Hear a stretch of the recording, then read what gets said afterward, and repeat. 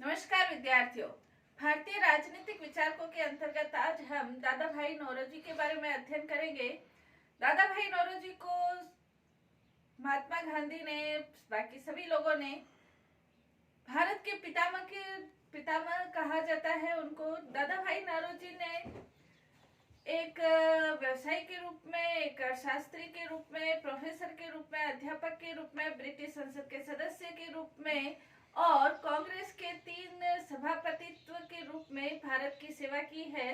लेकिन इनकी सबसे महत्वपूर्ण सेवा भारत के संदर्भ में यदि देखा जाए तो ये है कि उन्होंने भारत की आर्थिक स्थिति का कारण क्या है, आर्थिक स्थिति जो उस समय सोचनी थी उसका वास्तविक कारण क्या है और उसके क्या निवारण हो सकता है, भारत की अर्थनीति के ऊपर उनका तर्कपूर्ण तथ्यों पर आधारित आंकड़ों पर आधारित जो उनका चिंतन था वो बहुत महत्वपूर्ण योगदान रखता है। दादा भाई नौरोजी कांग्रेस के संस्थापकों में से एक थे और 3 बार सभापतित्व भी किया था। दादा भाई नौरोजी इंग्लैंड के अंतर्गत लोकसभा के सदस्य निर्वाचित होने के अपने भारत के संदर्भ में उस समय एक बड़ी गर्व की बात होती थी। वो ये चाहते थे कि इंग्लैंड के संदर्भ में भी लोगों को ये बताया जाए कि वास्तव में भारत की जो गरीबी है, आर्थिक नीति है, उसका एकमात्र कारण इंग्लैंड की क्रूरतापूर्वक, दमनात्मक और जो उनका निर्गम सिद्धांत है वो कारण पूर्ण रूप से उत्तरदायी है। उन्होंने ये बात सिर्फ अपने कल्पना के आधार पर नहीं कही थी, बल्कि उन्होंने इस संदर्भ में पूर्ण रूप से तथ्य, आंकड़े एकत्रित किए और वास्तविक रूप में भारत की जो गरीबी थी, दरिद्रता थी, जो भूखमरी थी, उसका बेरोजगारी थी, उसके वास्तविक आंकलन, तथ्यों, आंकड़ों को उन्होंने बताया और लोगों को आंखें खोली। उन्होंने अपनी 2 पुस्तकें भी इस संदर्भ में लिखी थी। 1876 में उनकी जो पुस्तक थी 1876 के अंतर्गत पॉवर्टी इन इंडिया, भारत में गरीबी। इसी प्रकार 1901 के अंतर्गत poverty and British rule in India, Bharat की जो गरीबी है उसका मूल कारण ब्रिटिश रूल या ब्रिटेन शासन की ऐसी दमनात्मक नीतियां हैं जिसके कारण भारत आर्थिक रूप से निरंतर गरीब होता जा रहा है, दरिद्र होता जा रहा है, ये उन्होंने बताया था। आज हम दादा भाई नौरोजी के जो आर्थिक सिद्धांत है, आर्थिक उनका जो निर्गम सिद्धांत है, उसके बारे में आज हम अध्ययन करेंगे। दादा भाई नौरोजी के अंतर्गत महात्मा गांधी ने उनके लिए कहा था कि हम दादा भाई को भारत का पितामह कहते हैं। दादा भाई ने भारत की सेवा को एक धर्म बना डाला था। उन्होंने भारत की सेवा कई रूपों में की थी, लेकिन महत्वपूर्ण रूप से आज हमारा जो अध्ययन है वो आर्थिक दर्शन के रूप में उनका अध्ययन है। इसके अंतर्गत पहला पॉइंट हम कह सकते हैं भारत में आर्थिक सिद्धांतों का निर्गम। दादा भाई नौरोजी का महत्वपूर्ण सिद्धांत उनका निर्गम सिद्धांत है। निर्गम का तात्पर्य यह है कि जो भारत का धन है विदेशों में जा रहा है, विदेश का यहाँ मतलब इंग्लैंड से है, भारत के धन की एक बड़ी मात्रा जो इंग्लैंड में जा रही थी वो निर्गम सिद्धांत है। दादा भाई नौरोजी ने ये कहा कि इस निर्गम के कारण भारत गरीबी की ओर बढ़ रहा है। उन्होंने कहा था कि भारत के आर्थिक साधनों के निर्गम के परिणाम स्वरूप जनता का भयंकर और विशाल पैमाने पर शोषण हो रहा है। देश का निरंतर बढ़ता शोषण हृदय विदारक है, क्योंकि उस समय जो परिस्थितियां थी, अकाल हो रहे थे, प्लेग की बीमारी थी, महामारी फैल रही थी, कहीं दुर्भिक्ष हो रहा था, सूखा पड़ रहा था, लेकिन अंग्रेजी सरकार इन सभी जन कल्याणकारी कार्यों में अपना धन खर्च नहीं करती थी। हालांकि वो जनता से टैक्स के रूप में बहुत सारा धन वसूल कर रही थी, लेकिन बदले में टैक्स के बदले वो जनता के जन कल्याणकारी कार्य करे ऐसा नहीं था, बल्कि धन की एक बड़ी सीमा भारत के बाहर इंग्लैंड जा रही थी। दादा भाई ने अपने आंकड़े देकर यह सिद्ध भी किया, जहां 19वीं सदी में धन का निर्गम 30 लाख पाउंड था, वहीं 20वीं शताब्दी यानी कि जब ये अंग्रेज भारत आए तब उनका निर्गम बढ़कर 3-4 करोड़ पाउंड उस समय हो गया था। तो ये बहुत सोचने वाली बात है कि जो धन भारत में ही रहना चाहिए था वो धन इंग्लैंड जा रहा था और इंग्लैंड के कार्यों में व्यस्त था, जैसे इंग्लैंड के अधिकारियों, व्यवसायों, इंग्लैंड की उन्नति, आर्थिक उन्नति में व्यस्त था। और दूसरी तरफ भारतीय जनता निरंतर अनेक प्रकार की समस्याओं से ग्रस्त थी। अंग्रेजी सरकार को इससे कुछ भी लेना देना नहीं था। दादा भाई नौरोजी ने ये आंकड़े देके ये सिद्ध किया कि यदि इस तरह की स्थिति रहती है तो ये भारत के लिए बड़ी शोचनीय स्थिति है। उन्होंने ये कहा, उन्होंने जो जनता की वास्तविक दशा लोगों के सामने प्रस्तुत की तो लोग बड़े हैरान हुए, आश्चर्यचकित हुए कि वास्तव में इस के लिए भारत की गरीबी, भारत की दरिद्रता और भारत की जो भूखमरी है उसके लिए ब्रिटिश शासन की जो नीतियां हैं, जो उनका निर्गम सिद्धांत है, वो उत्तरदायी है। नेक्स्ट उन्होंने कहा, अंग्रेजों की जो अप्राकृतिक वित्तीय नीति है, अप्राकृतिक वित्तीय नीति इसलिए कहा है क्योंकि अंग्रेज यहाँ से जो आर्थिक स्रोत है उनसे धन एकत्रित करते हैं।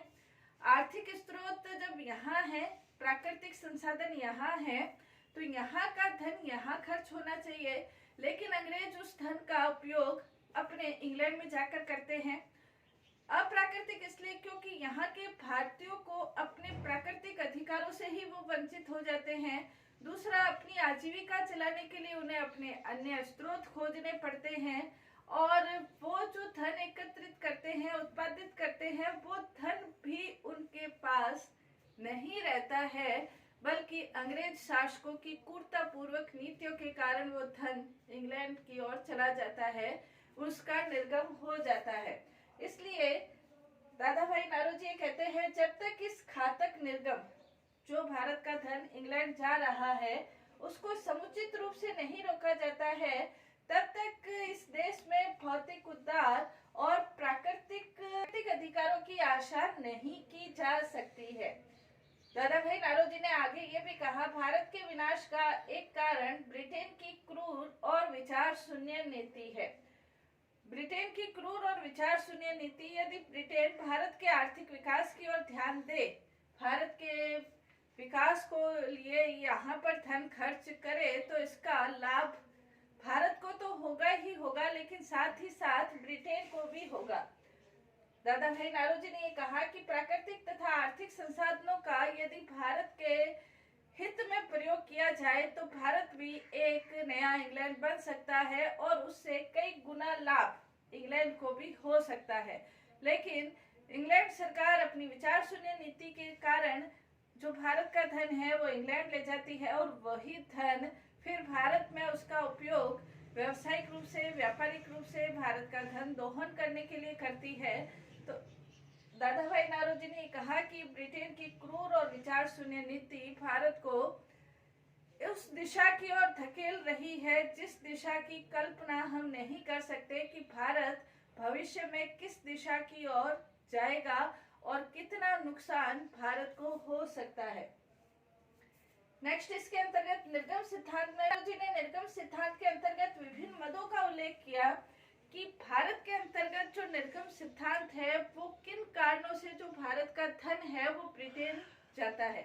उन सभी सिद्धांतों का उन्होंने गहन अध्ययन किया और गहन अध्ययन करने के बाद मोटे तौर पर उनको ये लगा कि ये प्रमुख रूप से ये मदे हैं जिनके कारण से भारत का जो धन है वो विदेश की ओर जा रहा है।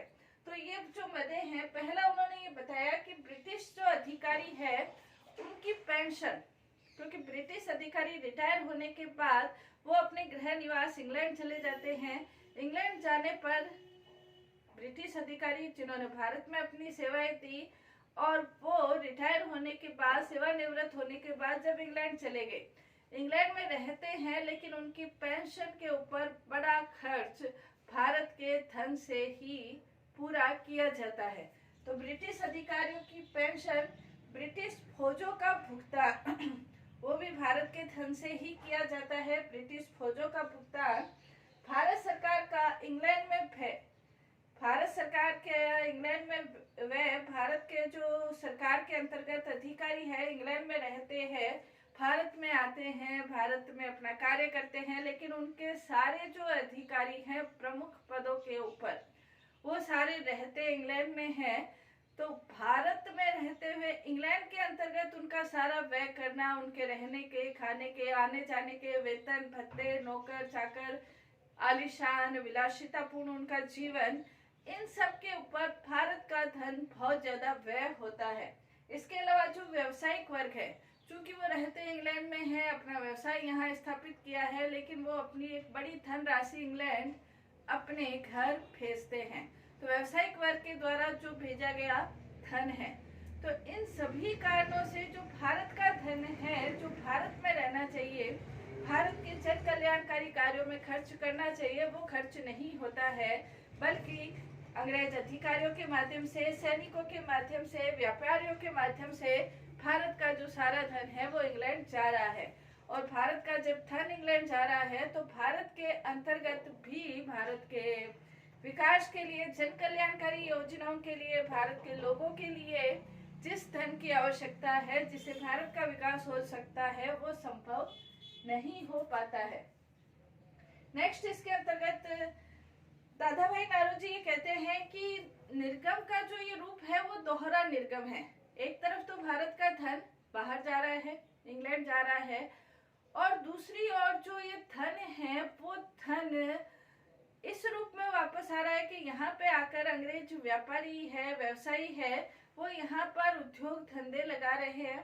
उद्योग धंधे, चूंकि उसके पास भारत का ही धन है, वो ही भारत में वापस आ रहा है। तो एक बार तो जो धन भारत गया, और दोबारा इसके अंतर्गत जो यहाँ पर व्यवसाय लगे हैं, उद्योग धंधे, फैक्ट्री, कारखाने इत्यादि लगे हैं, उनसे जो प्राप्त आय है, वो प्राप्त आय फिर वो कई गुना बढ़ जाती है, उससे वो कई गुना होकर वो धन वापस इंग्लैंड जा रहा है। चूंकि भारतीयों के पास इतना धन नहीं है कि वो अपना व्यवसाय लगा सके या अपने फैक्ट्री कारखाने लगा सके, क्योंकि अंग्रेजों की नीतियां इस तरह की बनी हुई है। तो दोहरा निर्गम का नुकसान भारत को उठाना पड़ रहा है। नेक्स्ट, उन्होंने ये कहा कि ये नैतिक निर्गम भी है। जहां ये निर्गम आर्थिक निर्गम है, वहां ये निर्गम नैतिक निर्गम भी है। इसका उल्लेख करते हुए दादा भाई नौरोजी ने ये कहा कि व्यवसाय, भारत के अंतर्गत जो प्रशासनिक अधिकारी है, उसके अंतर्गत प्रशासनिक अधिकारियों के अंतर्गत जो महत्वपूर्ण पद है, वो सारे अंग्रेजों को प्रदान किए गए हैं। चाहे अधिकारियों के अंतर्गत यदि हम देखें, प्रशासन के अंतर्गत, न्याय के अंतर्गत, विधि के अंतर्गत, राजनीति के अंतर्गत, शिक्षा के अंतर्गत, आर्थिक अंतर्गत, इन सब के अंतर्गत जो महत्वपूर्ण अधिकारियों के पद है, जैसे जिला कलेक्टर है या आईएएस से संबंधित अधिकारी है, प्रशासनिक अधिकारी है, शैक्षणिक अधिकारी है, ये सारे पद अंग्रेज अधिकारियों को दिए गए हैं। अब ये जो अंग्रेज अधिकारी है, इनको प्रशासनिक अनुभव प्राप्त है, लेकिन एक तरफ तो नैतिक निर्गम इस तरह से हो रहा है कि महत्वपूर्ण पदों के ऊपर अधिकारी वर्ग या ऐसे महत्वपूर्ण पद है, प्रशासनिक अधिकारी वर्ग है, इनके ऊपर भारतीयों की नियुक्ति नहीं की जा रही है। भारतीयों की नियुक्ति नहीं की जा रही है, तो जहां भारतीय नैतिक रूप से अपने आप को हीन महसूस करते हैं, अपने आप को हीन महसूस करते हैं, तो नैतिक रूप से उनका एक पतन होता है। वो अपने स्वाभिमान से काफी दूर हो जाते हैं।